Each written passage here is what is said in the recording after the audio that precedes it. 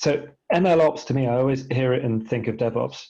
And obviously, we've spent ages in the engineering community desperately trying to make it so that we have this really rigorous way of ensuring that the artifact that I've made on my machine is the same artifact that appears in dev, and then it appears in staging, and then it appears in prod. In other words, I get no surprises. There's nothing different about what's going in prod, and that goes all the way through to like configuration as well. You want to make a configuration change, you push it through the pipeline. Like in the ML world, it feels like that's a slightly different paradigm. Almost feels like that's the paradigm you don't want to follow, because you want to be changing that ML artifact in production. Do you see like a totally different approach to like operations, deployment operations, changes in production to what we've developed in the world of DevOps in engineering? So I think the answer is that these things are merging. So the engineering community really faced these problems like 20 years ago, or maybe before that, I'm not entirely sure. And I think we're just the past like few years, we've been trying to solve them really well in machine learning. I think we will arrive at a similar paradigm, and I think version control and provenance is obviously like central to that. But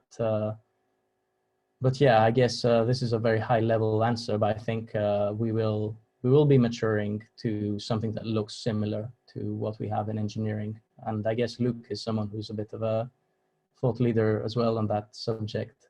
So feel free to jump in, Luke. Well, I was just going to say I have opinions on this, which is just that most of the use cases that I've seen are that you are not doing online learning. Most of the use cases I've seen are the model isn't actually changing in production. And you may be retraining the model very frequently based on new data, but you should still have an immutable artifact that is a Docker container with a model and a model server running in production, and you should still version those and have full provenance from that model back to where it came from, the data it was trained on, and so on. And in that sense, I think that it should be converging on exactly the same solution that DevOps has achieved, except it's more complicated because there's more moving parts like data versioning and parameters and metrics that need to be recorded along the way. That's my 2 pence.